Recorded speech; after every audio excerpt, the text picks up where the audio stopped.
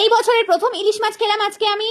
Hello everyone, আমি পূজা আর আজকে আমি সারাদিনে কি কি করলাম সেটাই শেয়ার করবো তোমাদের সাথে। ঘুম থেকে উঠে আমি একটু জল খেয়ে বাবাকে একটু চা করে দিলাম। আর লিকার চা খেতে আমার একদমই ভালো লাগে না, তার জন্য আমি একটু লেবু, লবণ আর ছাতু দিয়ে শরবত করে নিয়েছিলাম। অনেকের কাছে শুনেছি পেঁয়াজ দিয়ে ছাতু খেতে নাকি খুব সুন্দর লাগে, তো তোমরা কি কেউ কখনো খেয়েছো? তাহলে আমাকে কমেন্টে জানিও। ছিল আমার কাছাকুচির দিন, তার জন্য সমস্ত জামা কাপড় এক জায়গায় করে নিচ্ছিলাম, কারণ এখন যা ওয়েদার অর্ধেক দিনই রোদ্দুর উঠছে না। পাশের বাড়ি একটা কাকিমা এসেছিল আমার কাছে আয়ুষ্মান ভবনের ফর্ম ফিল আপ করতে, সেটা একটু করে দিচ্ছিলাম। পরে দেখো সমস্ত জামা কাপড় কাচাকুচি করে আমি স্নান করে চলেও এসেছিলাম। আমি চলে গেছিলাম গাছ থেকে ফুল তুলতে, আর ফুলগুলো গাছে দেখো কত সুন্দর লাগছে। ফুল তুলতে কিন্তু আমার বেশ ভালোই লাগে। আমাকে অনেকেই জিজ্ঞেস করো যে আমি কোন ঠাকুরকে বেশি বিশ্বাস করি। তো দেখো ঠাকুর কিন্তু সবই সমান, কিন্তু আমি বা আমার বাড়ির লোক আমরা একটু কৃষ্ণ ঠাকুরকে একটু বেশি বিশ্বাস করি, কারণ কি আমাদের কৃষ্ণ মতেই সমস্ত কিছু দীক্ষা, সমস্ত কিছু আমাদের কৃষ্ণ মতেই থাকে। হোক, ঠাকুরের পেট পুজো করিয়ে এবার আমি চললাম পেট পুজো করতে। আর আজকে আমাদের সকালের মেনুতে ছিল রুটি আর আলু ভাজা। ও সরি, ওটা রুটি না, ওটা ছিল পরোটা। পরে চুল থেকে গামছাটা সরিয়ে একটু চুলে সিরাম লাগিয়ে নিচ্ছিলাম। আর অনেকে আমার কাছে এটাও জিজ্ঞেস করো যে আমি চুলে কোন সিরাম ইউজ করি।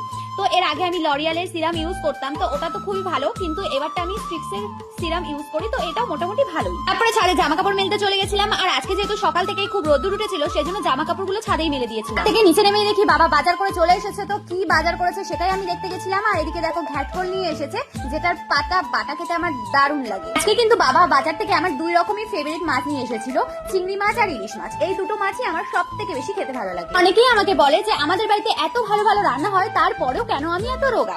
তো সত্যি কথা বলতে আমাদের বাড়িতে হয়তো অনেক কিছু বাজার হয়, অনেক সুন্দর সুন্দর রান্না হয়, কিন্তু যেগুলো রান্না হয় বা যেগুলো বাজার করা হয় তার অর্ধেক জিনিসই আমি খাই না। আমার একটা পার্সেল চলে এসেছিল আর সেটাই আনতে গেছিলাম। কি পার্সেল এসেছিল সেটাই শেয়ার করবো তোমাদের সাথে আজকে। তো আমার চুলে না বাড়িতে থাকা জিনিসপত্র দিয়ে আমি সবসময় চুলের যত্ন নেওয়ার চেষ্টা করি। এবার ফার্স্ট টাইম আমি মিশোর থেকে একটা কেরাটিন হেয়ার মাস্ক অর্ডার করেছি, তো সেটাই আমি ইউজ করে দেখবো।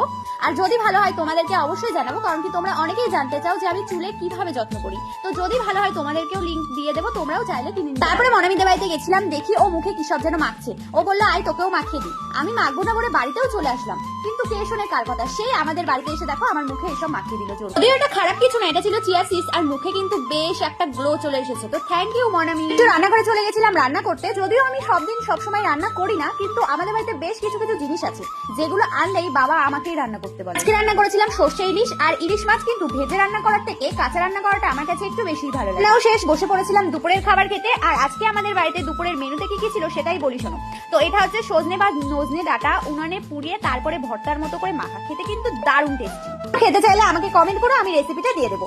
আর তারপরে ছিল ঘ্যাটকল পাতা আর চিংড়ি মাছ দিয়ে বাটা, যেটা খেতে আমার দারুণ টেস্টি লাগে। তো এটা পেলে কিন্তু আমি মাছ মাংসও ছেড়ে দিতে রাজি। ছিল সর্ষে ইলিশ, যেটা রান্না করেছিলাম আমি, কিন্তু সত্যি কথা বলতে আজকের ইলিশ মাছটা খেতে অতটা আমার টেস্ট লাগেনি। ভাবলাম খেয়ে দিয়ে একটু ঘুমাবো, কিন্তু তার মধ্যে এই অশান্তিটা হাজির। দেখো এত পরিমাণে জ্বালাতন করে ও আমাকে, এত পরিমাণে জ্বালাতন করে, কিন্তু না থাকলে আবার ভালো লাগে না। আমার শুট করার কথা ছিল, তার মধ্যেই দুপুরে হলো প্রচন্ড বৃষ্টি, তারপরে আবার রোদ্দুর উঠেছিল। আমি ভাবলাম ঠিক আছে চলো রোদ্দুর উঠেছে, শুটটা করা যাবে। কিন্তু আমার কপাল এতটাই খারাপ, যখন আমরা লোকেশনে গিয়ে পৌঁছালাম তখনই সমস্ত রোদ্দুর চলে গেল। একটা শুট করতেও পারিনি, তো যেটুকু করেছি সেটুকুই তোমাদের সাথে শেয়ার করবো। তো তারপরে আবার বাড়ি চলে এসেছিলাম। তারপরে বিকেলে অনেকটাই টাইম ছিল, তার জন্য আবার দুজন মিলে আবার ড্রেস চেঞ্জ করে চলে গেছিলাম সেই সেম জায়গায়। দুজন মিলে টুকটাক কিছু খাওয়া দাওয়া করে চলে এসেছিলাম বাড়িতে।